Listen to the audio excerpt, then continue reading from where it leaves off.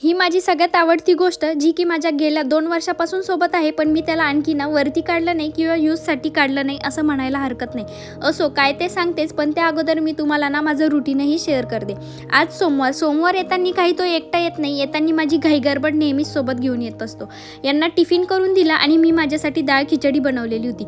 माझ्या चॅलेंजचा आज 6वा दिवस होता, म्हणून मी दोघांसाठी असं वेगवेगळं बनवलेलं होतं. राहिला फक्त एकच दिवस आणि तो पण मला पूर्ण करायचा आहे. असो त्यानंतर मी तुम्हाला बोलले त्यामध्ये हा एक क्यूटसा पांडा होता जो की मला खूप जास्त आवडतो आणि मला माझ्या आवडत्या गोष्टींना यूज करण्यापेक्षा त्याला जपून ठेवायला जरा जास्तच आवडतं.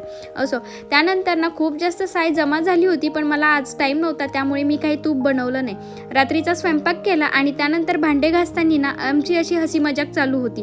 त्यानंतर आम्ही बाहेर गेलो वॉकिंगसाठी. तिथे गेल्यावर मला ना मेहंदीचा कोन घ्यायचा होता, तो घेतला आणि पाणीपुरीची गाडी दिसली खाल्ली नाही असं कधी होणारच नाही.